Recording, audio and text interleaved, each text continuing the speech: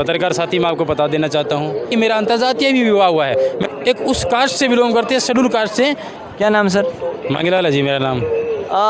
आम लोग और अन्य कबीर पंथ कबीर साहब की जयंती मनाते हैं और आप कबीर साहब जी का प्रकट दिवस मना रहे हो, इसमें ये भिन्नता किस कारण से है और क्या कहना चाहोगे आप? पत्रकार साथी मैं आपको बता देना चाहता हूँ कि जिस भी प्राणी का इस 3 लोक के अंदर आवागमन हुआ है तो जाहिर सी बात है कि माता के गर्भ से उन्होंने जन्म लिया है, इसलिए उनका जन्मोत्सव मनाया जाता है। चाहे वो भगवान श्री कृष्ण का क्यों ना हो, भगवान श्री राम का क्यों ना हो, या फिर अन्य किसी भी देवी देवताओं का जन्म उत्सव मनाया जाता है।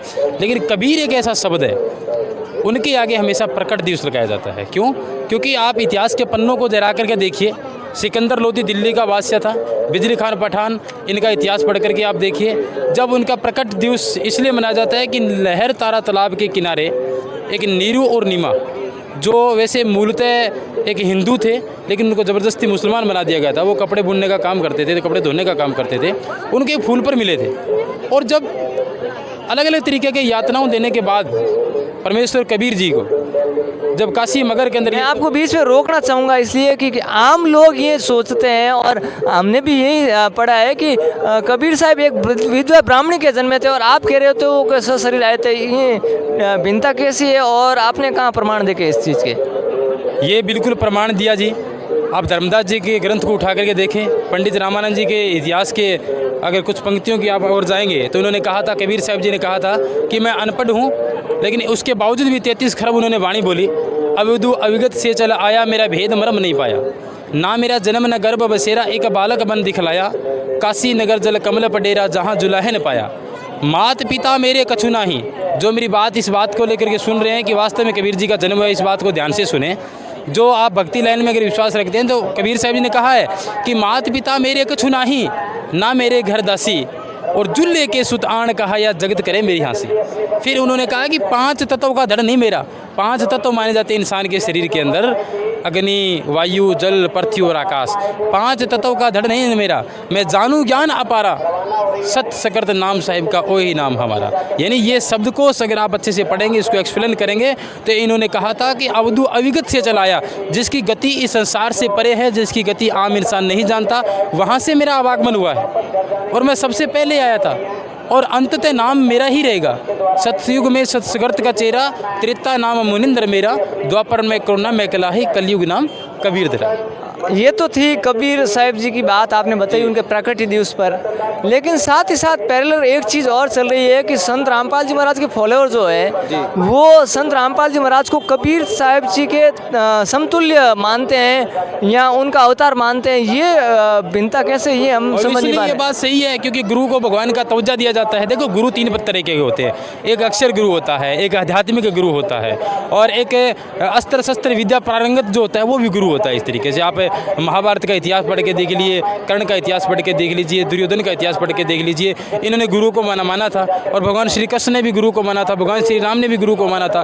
तो आध्यात्मिक गुरु is very important is your life, in your life. क्यों? क्योंकि वो एक आपका भविष्य का मार्गदर्शन तय करता है। अक्षर गुरु आपको पढ़ाने का काम करता है, अस्त्र शस्त्र गुरु आपको विद्यापीठ सिखाने का काम करता है, भी आपको अस्त्र शस्त्र कैसे चलाने हैं। तो आप गुरु को भगवान का दर्जा इसलिए देंगे क्योंकि गुरु हमेशा परमेश्वर को मिलाने वाला मीडिया होता है, मिडोकर होता है, बिचौला होता है। बात ये आपकी सही है कि गुरु को भगवान मानना चाहिए, लेकिन साथ साथ में एक भ्रांति और है कि संत रामपाल जी महाराज अन्य संतों का खंडन करते हैं। वो अन्य संतों को बिल्कुल उनका ज्ञान को निश्चित बताते हैं कि उनका ज्ञान किस जीरो है, माइनस है। तो ये किस प्रकार की धारणा है? संत रामपाल जी महाराज व्यक्तिगत रूप से किसी के खिलाफ कोई कमेंटबाजी नहीं करते, कोई टॉर्चर नहीं करते, कोई उनका ज्ञान निराधार नहीं बताते, लेकिन उनके द्वारा लिखी गई जो पुस्तकें हैं उनका अध्ययन करने के बाद संत रामपाल जी महाराज ये सब प्रूव करते हैं जनता के सामने कि इनके ज्ञान की तुलना हमारे ज्ञान की तुलना से कीजिए, आपको पता चल जाएगा कि नकल और असल क्या है। संत रामपाल जी महाराज ने उन्हीं ग्रंथों को पढ़ा है जो 5500 वर्ष पहले लिखे गए थे।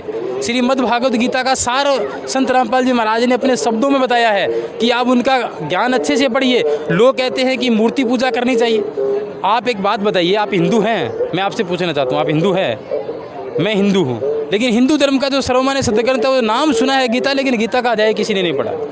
आप उनके इतिहास को पढ़ के देखिए। श्रीमद् भगवद गीता के 6 अध्याय का 16वां श्लोक पढ़िए, हमारे गुरुजी मार्गदर्शन करते हैं। 8वें अध्याय के 11, 12, 13 श्लोक पढ़िए। आप 15, 16, 17, 23 श्लोक पढ़िए। 4थे अध्याय का 34वां श्लोक पढ़िए। 18वें अध्याय का 66वां श्लोक पढ़िए, जहाँ भगवान श्री कृष्ण बाकायदा इस बात को स्वीकार करते हैं कि अर्जुन, मेरे पास मोक्षदायक भक्ति नहीं है, मैं जन्म और मरण में खुद हूँ, और अगर जो तुझे मोक्षदायक भक्ति चाहिए तो उस तत्वदर्शी संत की तलाश कर जो अरबों में कोई एक होगा, उनके जाकर के चरण स्पर्श करने से पकड़ने से। आम लोग संत रामपाल जी महाराज के ज्ञान को कैसे समझ सकते हैं और कैसे उनकी आप ज्ञान को, आप पुस्तक पढ़ाइए। मैं जो भी आपके सोशल मीडिया के दर्शक हैं उनसे मैं निवेदन करूंगा कि आज का ज़माना बड़ा एक इस तरीका का ज़माना है कि हर एक व्यक्ति के पास रोटी कपड़ा मकान न हो, लेकिन फ़ोन ज़रूर है। आप स्मार्टफोन पे जाएं, गूगल करें, लोकेशन सर्च करें सोजत आश्रम पाली की, और अन्य भी जो सैकड़ों आश्रम जो संत रामपाल जी महाराज के इस वक्त चल रहे हैं उनकी लोकेशन सर्च करें। जो नज़दीक आपका आश्रम है वहाँ जाकर के विजिट करें, और उससे पहले उनके पास जाने से पहले आप घर पे भी ऑर्डर कर सकते हैं उस पुस्तक को। साधना टीवी पे आप देखिए 7:30 से 8:30 बजे तक एक चैनल पे आता है। आप पट्टी पे जो नंबर लिखे गए हैं वहाँ बाकायदा ऑर्डर कर सकते हैं, बिल्कुल निःशुल्क फ्री ऑफ कॉस्ट में आपको बुक मिलेगी। और जीने की राह जो पुस्तक है वास्तव में आपको जीने की राह सिखाएगी, ये कहना कोई गलत नहीं होगा। उसके ज्ञान का अध्ययन करें, उसके बाद अन्य संतों से तुलना करें, पता चल जाएगा, दूध का दूध पानी का पानी हो जाएगा कि संत रामपाल जी महाराज ज्ञान सही दे रहे हैं या गलत दे रहे हैं। तो ये थे संत रामपाल जी महाराज के फॉलोअर, जिन्होंने बताया कि कबीर साहिब जी का जन्म नहीं होता, वो प्रकट होते हैं अमरलोक से। और दूसरा इन्होंने बताया कि संत रामपाल जी महाराज किसी अन्य संतों की निंदा नहीं करते हैं, वो शास्त्र अनुकूल साधना देते हैं, और तथ्यात्मक आप भी जांच करके उसको देख सकते हैं। और संत रामपाल जी महाराज की एक बात और भी, हाँ जी बोलिए। एक बार भी दर्शकों को कहना चाहूँगा कि विश्व के इतिहास में संत कबीर एक ऐसे महान विचारक थे जिन्होंने जातिवाद का खंडन किया है, जिन्होंने धर्मवाद का खंडन किया है, जिन्होंने साम्राज्यवाद का खंडन किया है। कहीं न कहीं वो उनकी एक दूरगामी सोच का ये पर्याय है कि आज संत कबीर के मार्ग पर लाखों श्रद्धालु इनको फॉलो करते हैं संत रामपाल जी महाराज के मार्गदर्शन में। मैं बखूबी एक उदाहरण देता हूँ कि हम एक उस कास्ट से बिलोंग करते हैं, शेड्यूल कास्ट से, लेकिन हमने कभी सोचा नहीं था भी ये हमें मार्ग मिल पाएगा। ये भी प्रकृति की नहीं बल्कि एक गॉड गिफ्टेड की देन है कि मेरा अंतर्जातीय भी विवाह हुआ है। मैं दर्शकों को बताना चाहूँगा, तो इस घर के अंदर ये जातिवाद का खात्मा करने में आज उस समय जो पंडितों को सिर्फ ब्राह्मणों को सिर्फ संस्कृत पढ़ने का अधिकार था, 8000 वर्षों तक उन्होंने संस्कृत का अध्ययन किया, बाकी कौमों को, बाकी जाति और धर्म के लोगों को ये सब अधिकार नहीं था।